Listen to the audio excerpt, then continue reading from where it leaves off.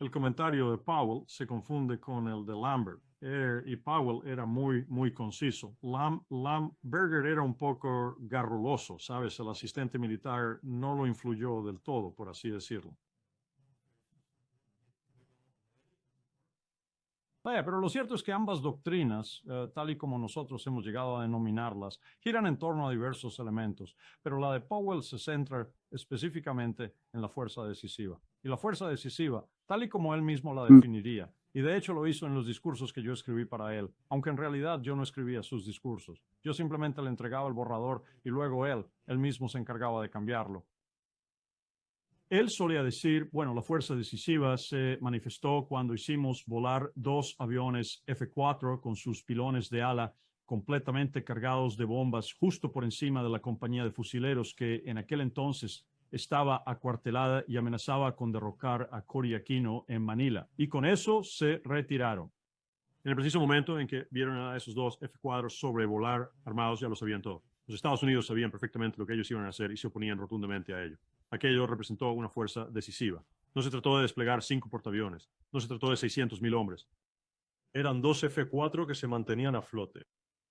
Más tarde, él respondería a una pregunta, por ejemplo, de algún periodista. ¿Por qué utilizó 4 portaaviones en la guerra del Golfo, la primera guerra del Golfo? Y él contestó, porque no tenía 5. Para él, la fuerza abrumadora y la fuerza decisiva eran exactamente lo mismo, siempre y cuando se aplicara el cálculo correcto.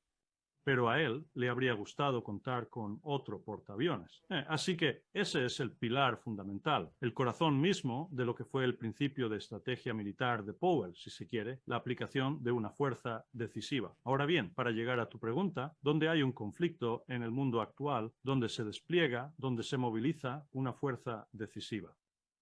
O la capacidad mental para lograrlo está presente. Yo diría que en ningún lugar. Es difícil. Putin es quien más se acerca.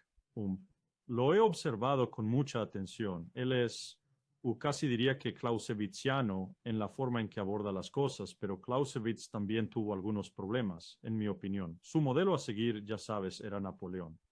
Napoleón perdió, Clausewitz estaba enamorado de Napoleón porque era la única persona que Clausewitz tuvo tan cerca para observar, alguien que encarnaba al príncipe y al guerrero en el mismo individuo. Y, por supuesto, Clausewitz ya había mencionado que la situación más ideal de todas consiste en tener a la figura civil, por así decirlo, y al mando militar dentro de un mismo individuo. En otras palabras, de esa forma no existe ningún tipo de problema al momento de comunicarse, debido a que es el mismo, exactamente el mismo cerebro, el que se encarga de estar concibiendo tanto la política como la estrategia militar. Bueno, la verdad es que no estoy del todo seguro de que eso sea algo demasiado bueno tampoco, y tampoco estoy muy convencido de que Napoleón sea precisamente un gran ejemplo de aquello. No obstante, si te pones a observar todo eso con muchísimo detenimiento, creo que acabarás encontrando una respuesta clara a tu pregunta. Y entonces es cuando tú dirías, de acuerdo, pero entonces, ¿por qué razón hay tantas guerras en el mundo? Si partimos de que eso es, supongamos por tan solo un momento, que eso constituye un principio fundamental y tal vez sea él el principal. Es porque la gente no se rige por ello y muchos ni siquiera lo reconocen. Así que hay estos conflictos que están en curso, algunos de ellos parecen interminables. La SMO se parece cada vez más a eso cada día y Putin está maniatado y no le gusta estar maniatado. Tiene un pacto de defensa con Irán, por ejemplo. Irán, en muchos aspectos, es más importante para él que Ucrania en un sentido de importancia estratégica. Ucrania se trata de la esfera de influencia y ahora se trata de la imagen que Putin y Rusia en general tienen de sí mismos, además de la esfera de influencia. Irán es, en mi opinión, algo de naturaleza visceral y existencial, porque sería un asunto de extrema gravedad si Estados Unidos decidiera llevar a cabo un ataque a gran escala y sin restricciones contra Irán. Esto podría arrastrar a Rusia hacia el conflicto con muchísima facilidad, especialmente ahora que hemos cometido este gravísimo y trágico error estratégico de no haber aprovechado los 3 o 4 intentos que ha realizado Putin para lograr prorrogar el acuerdo del nuevo START, el cual es el último vestigio que queda del control de armas nucleares. Y lo hemos despachado sin más. Hemos dicho, en esencia, vale, quizás algún día lo hagamos contigo, lo cual es una actitud displicente que encuentro extremadamente peligrosa en el ámbito más peligroso de las armas. Y tenemos a un hombre sentado allí, en el contexto iraní, si me permite la expresión, que bien podría llegar a usar un arma nuclear. De hecho, yo diría que él es el individuo más propenso a encontrarse en serios problemas y recurrir a un arma nuclear para poder salir de ellos, sin importar lo que pueda decir Donald Trump. Así que esa es la respuesta extensa a su pregunta. No, está bien, quiero decir, hay mucho que desglosar. Obviamente, una diferencia clave en Irán es que, sabes, Estados Unidos tiene un portaaviones, no 4 portaaviones y definitivamente no 5 portaaviones. Ni siquiera tenemos tantos para enviar, la verdad. Es bastante lamentable. Estamos ya sabes, yo personalmente creo que los portaaviones son obsoletos. Y nos enteraremos cuando 2 o 3 de ellos estén en el fondo del mar, pero qué triste es descubrirlo así. Pero no tenemos realmente. ¿Sabes? Cuando estábamos en la guerra del Golfo, teníamos alrededor de 15. Cuando yo ocupaba el puesto de teniente coronel en el Comando del Pacífico de los Estados Unidos, teníamos 18. Ahora mismo, sin contar el que está atado a Japón. Y sí, está atado a Japón. No les gusta que lo tomemos. Y los que están en mantenimiento o en mantenimiento a largo plazo. Probablemente no podamos enviar al mar más de 5 o 6 en un momento dado. Es por eso que no se ve un segundo portaaviones uniéndose finalmente al Abraham Lincoln en el mar Arábigo del Norte en este momento, a pesar de que se le había ordenado dirigirse hacia allá. Ahora bien, podría llegar en algún momento, pero hemos despojado nuestra presencia estratégica, la cual se supone que es un componente enorme de nuestra estrategia global. Es que no lo tenemos. Y sin embargo, el Departamento de Guerra, como se le conoce actualmente, llega a gastar más cada año que la mayoría de los países del planeta. Es decir, ¿qué? $1 billón al año. Y sabes que el Ministerio de Defensa británico, sabes, nosotros no nos acercamos ni de lejos a eso, sabes, en términos de gasto, pero, sabes, ellos gastan muchísimo. Pero como en Estados Unidos, sabes, incluso los barcos más nuevos pasan la mayor parte de su tiempo en dique seco. Y es que hemos empeorado fabricando equipo militar. Quiero decir, ¿cómo hemos llegado a esta situación en la que gastamos más y solo podemos sacar unos pocos barcos al mar en un momento dado? Quiero decir, no entiendo las matemáticas. Vayamos a los detalles aquí. En 1990, 91 y 92, cuando Gorbachev, Baker y Kohl, Thatcher, Majors y muchos otros hablaban de un nuevo mundo, un nuevo orden mundial, nosotros tuvo que, como Powell se lo expresó a H.W. Bush, el entonces presidente, Papa Bush, queremos devolver al pueblo estadounidense un dividendo de paz. Usted ya me lo había dicho, señor presidente. Les vamos a entregar entre el 25 y el 28% de nuestras Fuerzas Armadas como un dividendo de paz. Y entonces él diseñó algo que denominó la fuerza base, lo que simplemente significaba que no deseábamos descender por debajo de ese nivel, y establecimos los posibles escenarios que ese nivel nos permitiría afrontar en caso de que fuera necesario. Eso provocó que unos 119 contratistas de defensa, que en ese momento hacían negocios de entre 1.000 millones y 1.500 millones o más anualmente con el Pentágono, se redujeran a unos 6. En ese momento, un grupo de contratistas entró al Pentágono, liderado por un hombre al que yo le tenía cierto respeto. No digo eso de muchos CEOs de contratistas de defensa, pero él también había sido otras cosas. Había sido presidente de la Asociación del Ejército de los Estados Unidos. Bueno, él había trabajado en el Departamento de Defensa. Su nombre era Norm Augustin y le dijo al general, le advirtió, de hecho, sabes, si haces esto, lo que vas a conseguir es un monopolio, productos realmente caros y de muy mala calidad. Recuerda bien lo que te digo, eso es exactamente lo que va a ocurrir, porque eso es precisamente lo que el capitalismo monopolista te hará si te reduces a depender de solo unos pocos contratistas. Ellos se pondrán de acuerdo y conspirarán entre sí. Un día Lockheed será el principal y Grumman será el subcontratista. Al día siguiente, Grumman será el principal y Lockheed el subcontratista y construirán productos de mala calidad. Eso es exactamente lo que ha ocurrido y creo que esa es una buena descripción de por qué ha pasado. Y si te fijas en los salarios de los directores ejecutivos ahora, e incluso Trump supuestamente ha establecido una restricción sobre la forma en que realizan las recompras de acciones, de la manera en que ellos desean para inflar sus precios de las acciones. Pero si observas los dividendos que han pagado durante los últimos 22 años, si miras los millones de dólares en ingresos que los directores ejecutivos han ganado a lo largo de los años, entonces entiendes por qué el 52 al 53% de un presupuesto de seguridad nacional de $1 billón, no diré eso, presupuesto de defensa, porque el presupuesto de seguridad nacional es más bien $1,3 billones. Eso incluye el Departamento de Seguridad Nacional, el de Asuntos de Veteranos y así sucesivamente. Si observas eso, el 52% de ese dinero va a los directores ejecutivos de las empresas contratistas de defensa. Sí, quiero decir, no soy socialista de ninguna manera, pero creo que hay un argumento muy sólido que presentar para el tipo de, ya sabes, el control nacional de la producción de defensa en realidad.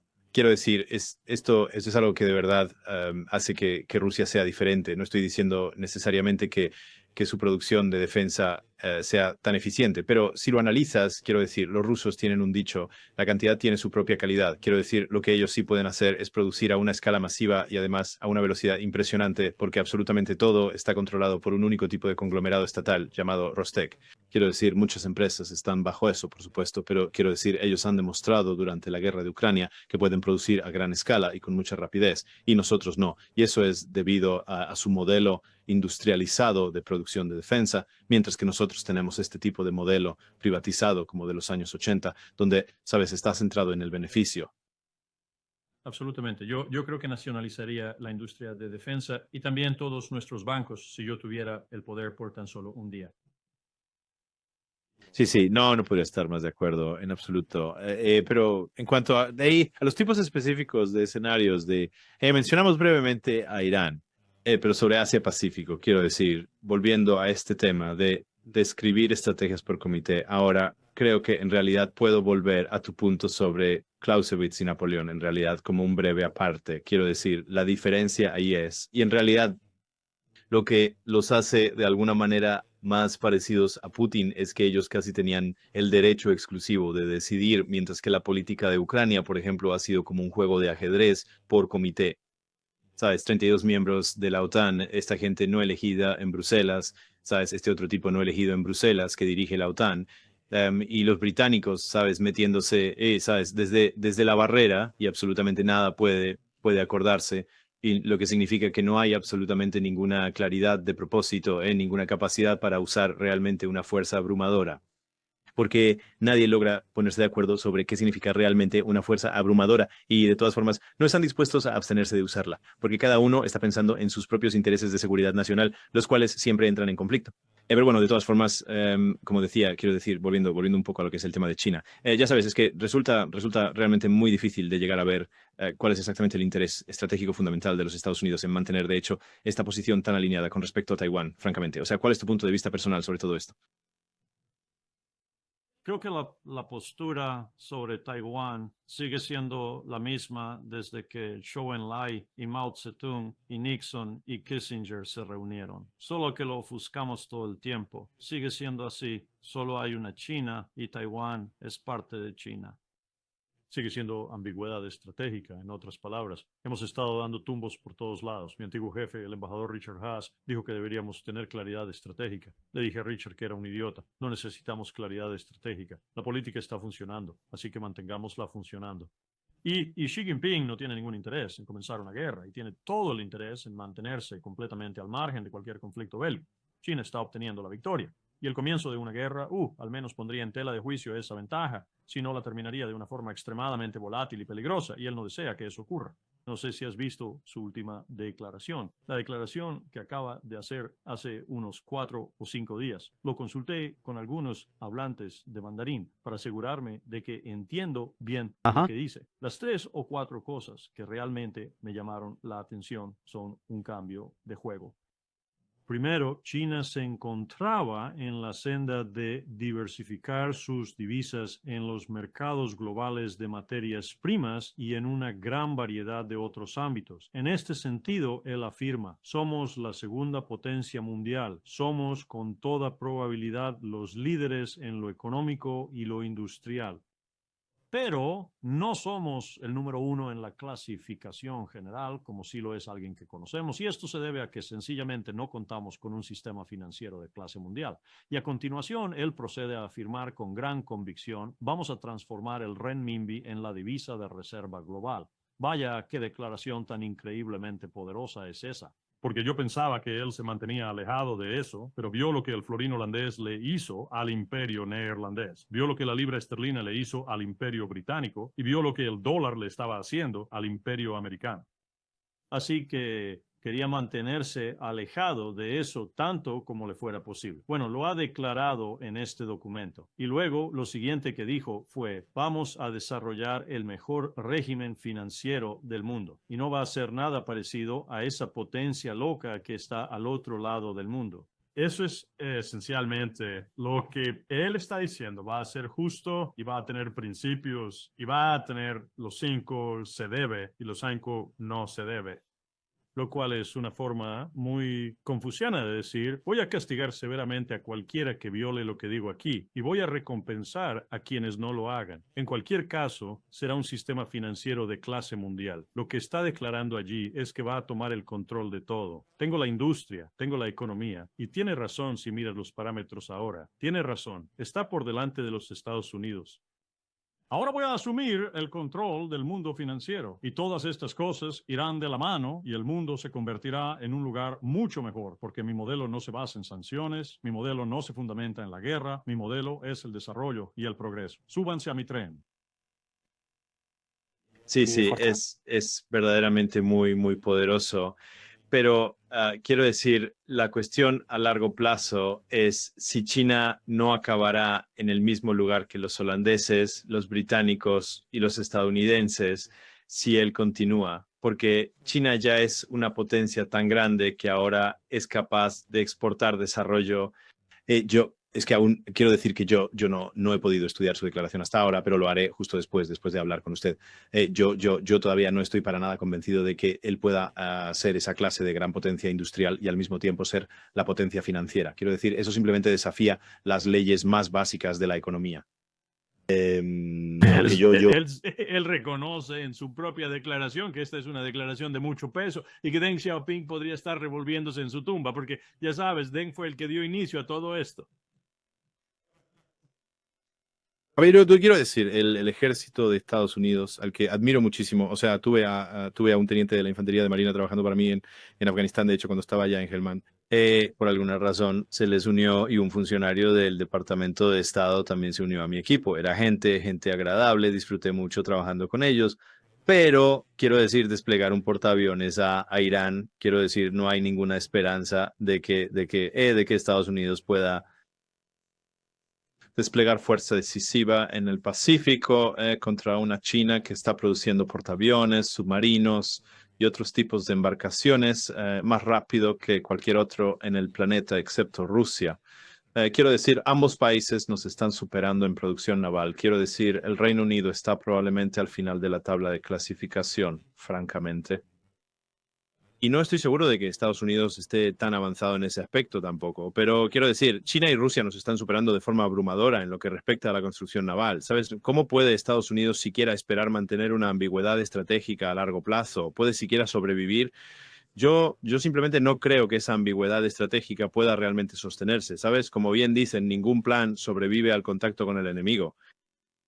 Con respecto a Taiwán, creo que China va por buen camino. No creo que quieran una guerra por Taiwán y no creo que la necesiten. Creo que China se da cuenta de que un día va a descolgar el teléfono y llamar a Taipei y Taipei va a decir, me rindo.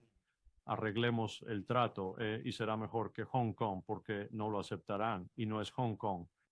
Bueno, no tiene el legado británico para empezar, lo cual irrita muchísimo a los chinos. Y al fin y al cabo son chinos, ya sean del Kuomintang o de cualquier otra facción. Así que no creo que eso sea un problema real, a menos que lo iniciemos nosotros. Podríamos acabar metidos en una guerra a tiros por ello.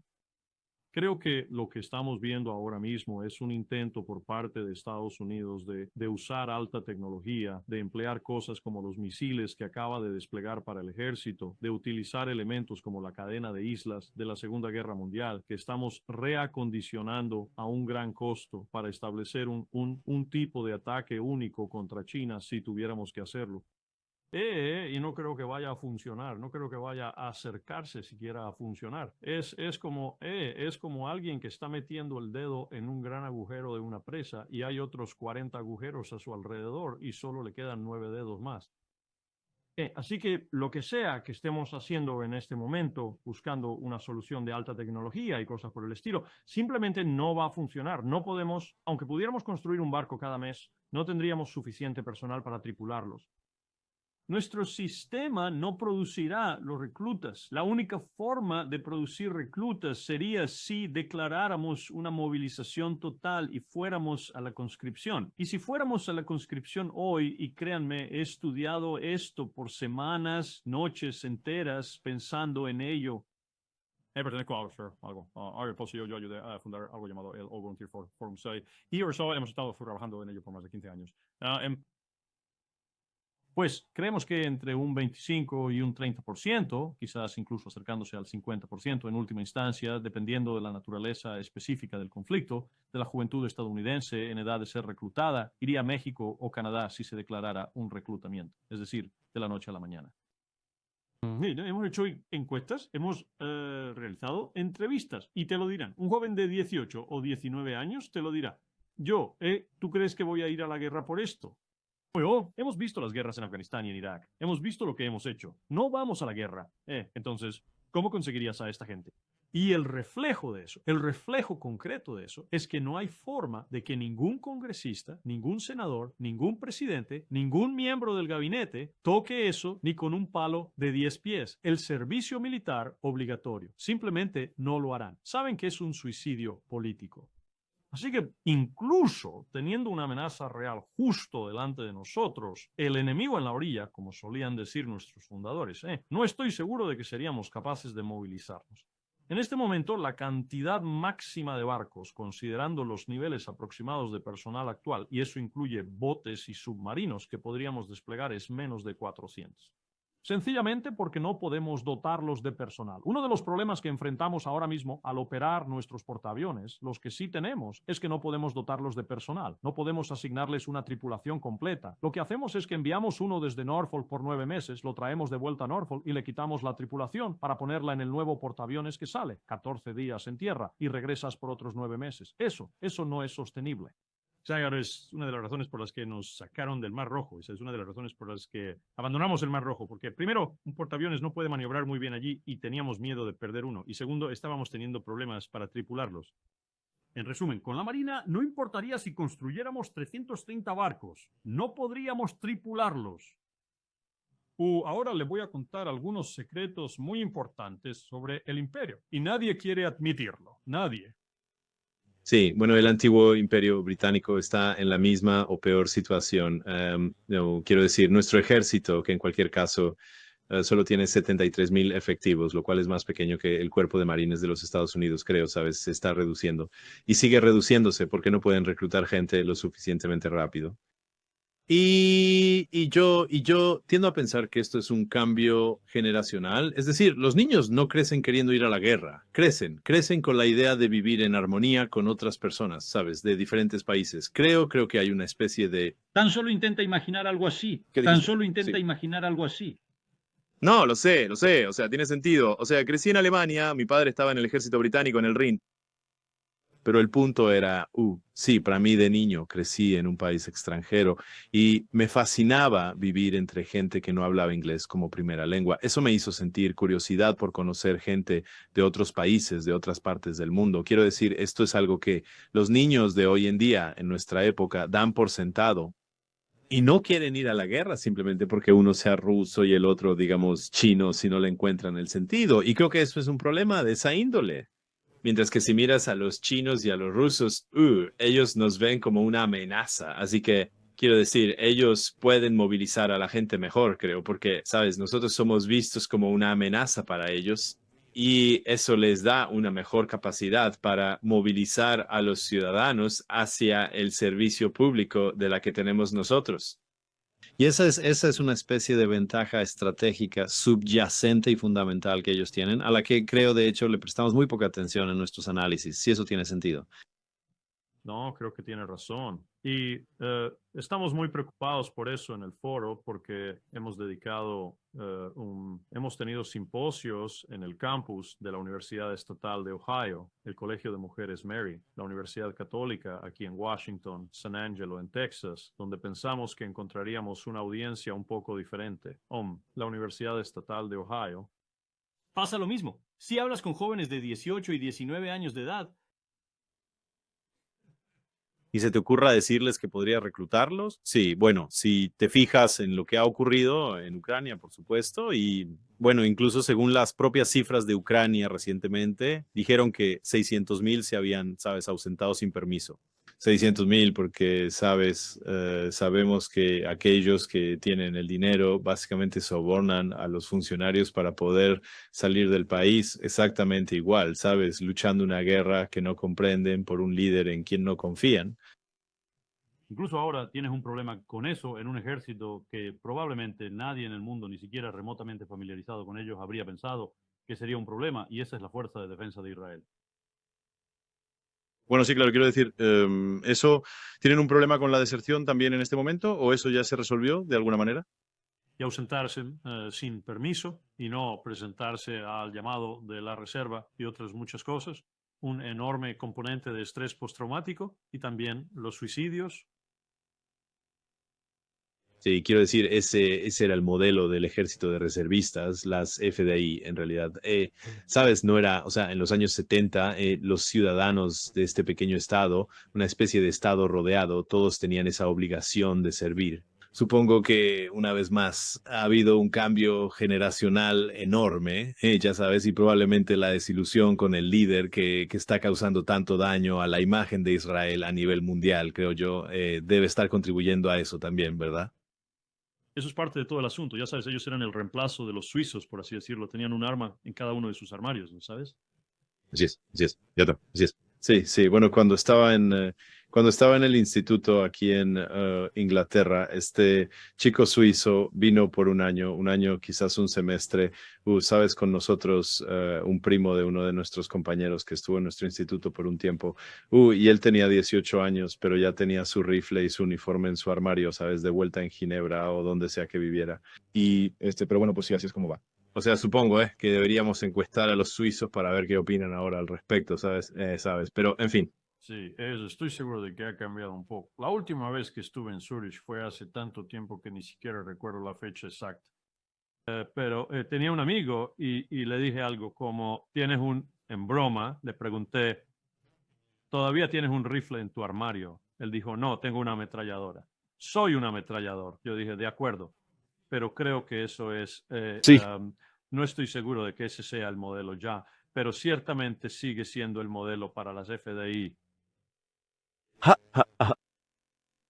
Quería preguntarte un poco sobre Groenlandia y sabes, cuál es el plan, si es que hay un plan, porque no estoy realmente convencido de que nadie tenga una estrategia clara, francamente, ahora mismo en el mundo occidental, incluyendo Estados Unidos. Y admiro algunas de las cosas que Trump está intentando hacer en Ucrania, pero en muchas otras áreas tengo grandes preocupaciones. Es decir, ¿cuál es el plan de juego? ¿Hay un plan de juego o es solo un farol? Bueno, Trump hizo que la jugada de Starmer con su embajador en Washington pareciera lamentable en comparación. Trump envió a Mark Bowery, uno de los mayores contribuyentes multimillonarios a su campaña, quien codicia lo que hay bajo el hielo en Groenlandia, para ser nuestro embajador en Dinamarca de todas las cosas. Y no me lo imagino. Probablemente presentó sus credenciales y dijo, y nos gustaría su país, porque está totalmente convencido de su postura. Él quiere el país y cree que Trump debería tomarlo. Creo que la sensatez se ha impuesto. Probablemente J.D. Vance, por ejemplo, aunque en público diga cosas al respecto, pero creo que estamos trabajando en un acuerdo que probablemente no será muy diferente al que tuvimos antes durante la Guerra Fría. Y tendremos acceso fácil y disponible a todo lo que deseemos o necesitemos en Groenlandia, pero no tendremos que marchar sobre su territorio para obtenerlo. Creo que esa será, en definitiva, la forma de resolverlo.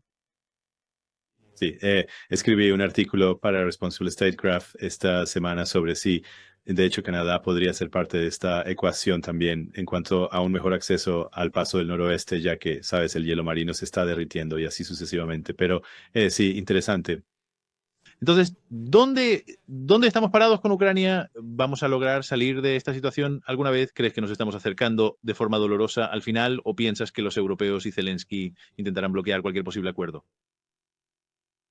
Bueno, sí, por casualidad, viste el artículo de Anatol Lieven hace una semana, probablemente fue la mejor exposición de lo que está saliendo de las conversaciones. Si hay una exposición así, es buena.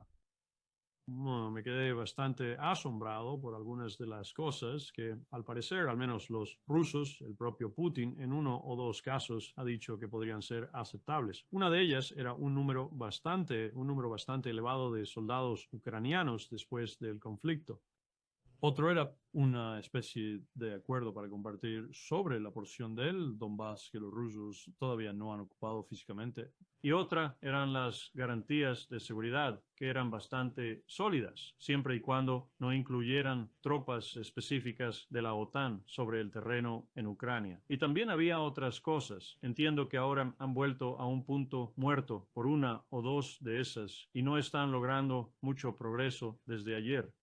Pero creo que si la exposición de Anatol sobre lo que Rusia está dispuesta a ceder es precisa de alguna manera, entonces creo que Putin, y aquí está mi punto de vista como profesional militar, Putin está atascado en Ucrania. Podría, tan pronto como el suelo se ponga un poco más firme y no tan húmedo, marchar sobre Odessa, tomar Odessa, podría moverse de muchas maneras, pero creo que está realmente preocupado por otras regiones donde, entre otras cosas, lo estamos amenazando, siendo el suroeste de Asia una de las más destacadas. Él tiene un pacto de defensa con Teherán.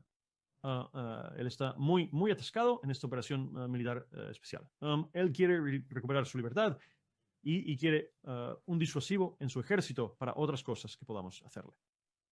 Lo que hemos hecho, por muy burdo que parezca y por muy estúpido que pueda parecer ahora mismo, ya sea estratégica o de cualquier otra forma, es que y Biden inició esto y Jake Sullivan y Anthony Blinken fueron sus principales arquitectos, hemos desangrado a Rusia y eso es precisamente lo que queríamos hacer. No nos importa un comino los ucranianos muertos. No nos importa ni a los expertos ni a la gente que dirige esto, los billonarios detrás de Trump y así sucesivamente.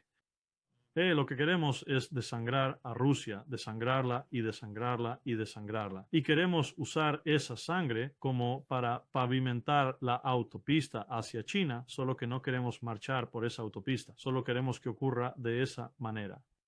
Y esa es nuestra estrategia ahora mismo. Si analizas la nueva estrategia de defensa con mucha atención, verás que no es solo una retirada al hemisferio occidental, sino más bien vamos a preparar nuestra artillería y vamos a tomar, ¿sabes?, acciones reales y contundentes contra China cuando lleguemos al punto en que tengamos que hacerlo. Y eso está más cerca que lejos, la verdad. Lo único realmente coherente y sensato de esta estrategia, específicamente en lo que respecta a China, es que si uno decide esperar, la tarea de confrontar a China se volverá progresivamente más y más difícil, cada vez más ardua. Así que desangrar a Rusia es algo que está sucediendo y estas personas están Lindsey Graham está muy contento, muy satisfecho con lo que estamos haciendo. Él desearía que los desangráramos aún más. No le importa en absoluto cuántos ucranianos mueran. A él simplemente le agrada el hecho de que Rusia esté allí empantanada y tenga muy poca flexibilidad como un... Sí, las estrategias funcionan. En otras palabras, si crees que estos cretinos tendrían una estrategia así, no sé a dónde va esto ahora. ¿Va a decir Putin, al diablo con todo, voy a seguir adelante y voy a ir? Estábamos hablando de hasta la antigua línea Curzon el otro día. Ya a algunos de mis amigos polacos no les gustó nada. Dije, bueno, sabes, estamos hablando de una situación en la que si él tiene que acelerar a fondo y tiene que avanzar y cuenta con el respaldo de la mayoría de la gente de la que necesita el apoyo en Rusia, él está teniendo problemas para llenar las filas, según entiendo también. Anatol habló un poco de eso. Este asunto de pagar esos salarios maravillosos que atraen a la gente a venir, en cualquier caso, se ha ido desvaneciendo y tendrá que recurrir a un reclutamiento más o menos real. Y eso no será algo agradable en las provincias, ni en Moscú, ni en los alrededores de la capital. Así que existen muchas otras presiones que recaen sobre él, pero si él quisiera, probablemente podría hacer un movimiento relámpago hacia Odessa, tomar Odessa y presentarlo como un hecho consumado y luego decir, bien, ¿alguien quiere hacer algo más? Arreglemos esto o haré algo más. No lo sé, yo no, sabes, siempre he dicho que me parecía bastante astuto, un buen estratega. Creo que él también posee una compasión que no se observa en la mayoría de los líderes mundiales, tanto por sus propios soldados como por aquellos a quienes está matando en el campo de batalla. Lo ha demostrado en pequeñas cosas y también lo han hecho algunas de las personas que están entre él y los generales en el terreno. Pero no sé hacia dónde se dirige eso ahora. Ayer estuve escuchando, empecé a oír que se había vuelto a torcer. No lo sé, si es porque el presidente no le está prestando atención, está demasiado concentrado en el otro escenario o qué. Pero oí que se había estancado de nuevo. Parte del problema, claro, es que no tenemos diplomáticos de verdad. No tenemos diplomáticos de verdad. No hay un diplomático al que yo pudiera señalar y decir, vaya, mirad, un diplomático en la administración Trump. Y eso es algo que también aplica a Witkow. Sí, y creo que eso también va para Rubio. Quiero decir, y hablando de Rubio, si te sirve de consuelo, tampoco teníamos diplomáticos en el Reino Unido, así que no es que tuviéramos muchos allí. La diplomacia de Rubio se reduce a una sola frase: quiero Cuba. En Cuba. ¿Sabes la única razón por la que Trump no marchará sobre Cuba o se centrará en Cuba para una marcha como Groenlandia? Quiere fastidiar a Rubio. Tampoco hay un propósito estratégico claro, francamente, al enfrentarse a un pequeño estado comunista disfuncional de tipo, ya sabes, sigue siendo comunista, lo que sea, en el Caribe. Realmente no veo ya sabes, se puede ver la lógica con Venezuela, con la cantidad de petróleo que tiene. Es imposible ver lógica alguna, francamente, con Cuba, aparte del sutil rencor de hace unos 60 años, de verdad. Pero, en fin, esa es solo mi opinión. Quiero decir, sobre Putin, creo que en realidad, sabes, y entiendo por qué algunas personas en el sistema estadounidense piensan en eso de desangrar a Rusia. Bueno, pero la verdad es que desde el punto de vista de Putin, él está desangrando a Europa. Sí, claro. Y Europa se está desangrando mucho peor, francamente, que Rusia. Y número uno, Anatol va a estar en este programa la próxima semana, pero hizo uno sobre la economía de Rusia, que es un tema cercano a mi corazón, esta semana, diciendo que básicamente se está manteniendo mejor, quiero decir, mucho mejor, francamente. Sí, que las economías europeas colectivas, que son mucho más grandes. Bueno, si yo estuviera en la posición de Putin y estuviera pensando, ya sabes, de una manera maquiavélica, si es que esa es la expresión adecuada, lo que yo querría como mi primer objetivo estratégico sería, sin duda, destruir la OTAN. Y mi segundo objetivo, por supuesto, sería romper el vínculo transatlántico. Y mi tercer objetivo, y esto, aunque pueda parecer un tanto extraño, considerando los dos primeros puntos, mi tercer objetivo es traer a Europa bajo mi influencia de una manera que sea justa y también bondadosa, es decir, finalmente Rusia. Por fin has entrado en razón. No, Rusia al oeste de los Urales, de todos modos, entraría en Europa y sería un socio igualitario con el resto. ¿No sería eso asombroso? Por cierto, eso fue Colin Powell y H.W. Bush y Jim Baker y Helmut Kohl y John Schwab. Sí. Ese era nuestro plan.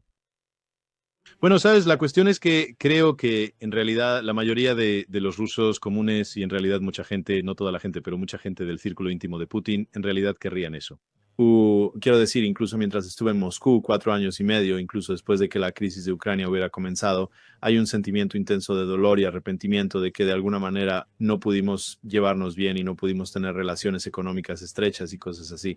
¿Y por qué nos estamos permitiendo distraernos por, digamos, ya sabes, el asunto de Ucrania, que en ese momento era mucho menos intenso, francamente, de lo que es ahora mismo? Quiero decir, tengo la impresión de que mucha gente, incluso después de todas las cosas terribles que han sucedido en estos últimos 4 años y en los últimos casi 12 años, desde que comenzó la crisis de Ucrania, realmente recibiría con agrado, sabes, el sentirse parte de esa gran familia europea, ya sabes, en el futuro.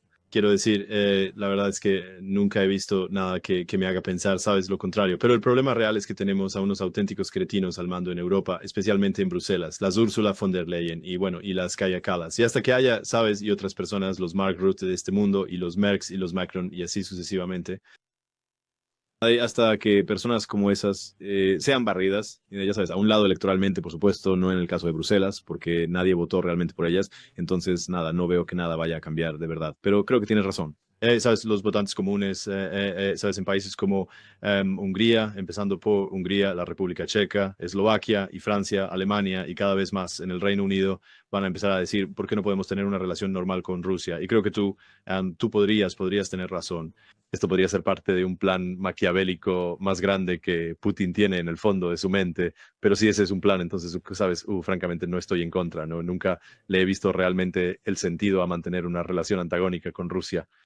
Sabes, los rusos son buenas personas, sabes, si eres amable con ellos, ellos son amables contigo. Si los golpeas, te devolverán el golpe con más fuerza y son muy fáciles de entender. En realidad, la gente rusa. Bueno, pero es que De hecho, creo que Putin realmente desea tener una mejor relación con Washington también cuando... Sí, sí, no, yo también lo creo. Incluso ahora es extraño, no realmente extraño, pero es interesante. Incluso ahora, cuando habla de líderes occidentales, todavía se refiere a ellos como socios. Escucho mucho sus entrevistas en ruso y todavía se refiere a líderes extranjeros, incluso en Occidente, como nuestros socios. Es como si no comprendiera del todo cómo esta asociación se ha perdido a lo largo del camino, a pesar de que no ve que sea enteramente su culpa o de hecho ni siquiera en parte su culpa que eso haya sucedido. Pero todavía hay una sensación de anhelo, de querer como tener eso de vuelta. Y cada vez que líderes extranjeros visitan Moscú, como los suizos y los de la OSCE que estuvieron hoy en la ciudad visitando a Lavrov, siempre reciben una cálida bienvenida. Sabes, ya sabes, el hecho de que Ryabkov, es decir, sea o no sea diplomático, ya sabes, el hecho de que Ryabkov pudiera ver personalmente a Putin en persona, bueno, ya sabes, en sí mismo fue bastante notable, creo que, ya sabes, la gente obtenga ese tipo de nivel de acceso. Es que creo que simplemente no llegamos a comprender a Rusia y a su gente. Pienso que eso es parte del problema en el que nos hemos permitido meternos hoy en día. Y, sabes, si miras a Ucrania, donde están intentando borrar todo sentido de rusidad, sabes, para ser más europeos, cuando claramente son una nación de tipo eslavo, sabes, con lazos históricos tanto con Europa como, por supuesto, con Rusia. Es una tontería, pero así son las cosas, ¿verdad? Em, La rusofobia en mi país es sencillamente algo inexplicable para mí. No lo entiendo, a menos que sea puramente una resaca de la Guerra Fría. Pero como no conozco a nadie que siquiera recuerde la Guerra Fría de manera significativa, no puedo creer que de ahí provenga. Sí, no sé de dónde viene, es decir, para el Reino Unido para Estados Unidos puedo ver que está más estrechamente ligado a la Guerra Fría. Para el Reino Unido, obviamente, se remonta al siglo XVII, incluso en el Gran Juego, y sabes, cuando éramos un gran imperio colonial, un lugar en la India, sabes, mirando a través del Hindu Kush, sabes, Bueno, están hablando de la Cámara de los Lores, ciertamente no sobre el pueblo británico. No, pero quiero decir, cada vez que volvía de Moscú, ¿sabes? Me subía a un taxi en el aeropuerto de Heathrow y cada vez que hablaba con gente normal en la calle sobre Rusia, ellos nunca me preguntan, ¿por qué fuiste? ¿Por qué quisiste? ¿Por qué querrías ir allí? Me preguntan, ¿cómo fue? La gente tiene curiosidad por saber porque todo lo que ven cuando miran los medios de comunicación principales es pura propaganda de que Rusia es mala y sabes que son simplemente gente horrible. Y la gente es lavada del cerebro, sabes, a diario por la propaganda dominante que, sabes, Rusia, todo es culpa de Rusia, no hicimos nada malo, estamos en una especie de campaña digna para derrotar a Rusia. Pero en realidad solo si la gente realmente quiere saber y por eso, sabes, las voces alternativas creo que son muy, muy útiles. Bueno, pues creo que aquí vamos a poner punto y final. Ha sido una discusión absolutamente estimulante. Te agradezco muchísimo que te hayas unido. Es la primera vez que hablamos. Quiero decir, te sigo activamente, por supuesto, y ambos somos becarios no occidentales en Quincy también, según tengo entendido. Muchísimas gracias. Espero que la gente que nos ve haya disfrutado muchísimo de ya saben, de este episodio. Es un verdadero privilegio escuchar a alguien con la profundidad de experiencia que el coronel Wilkerson aporta a la mesa, literalmente desde la guerra de Vietnam, cuando volaba helicópteros por ahí, ¿saben? Poniéndose a sí mismo en peligro. Así que es una persona que de hecho ha visto el servicio público que sirvió a su país y de hecho tiene un sentido muy bien desarrollado y refinado de cuáles deberían ser nuestras prioridades nacionales y de hecho la necesidad de que todos nos llevemos en armonía unos con otros, vengamos del país que vengamos. Gracias a todos, por favor denle me gusta y suscríbanse si les fue útil y estén donde estén en el mundo. Les deseo mucha paz y finalmente, Coronel Wilkerson, gracias por unirse hoy. Gracias. Les agradezco mucho por haberme presentado a su audiencia. Muchas gracias.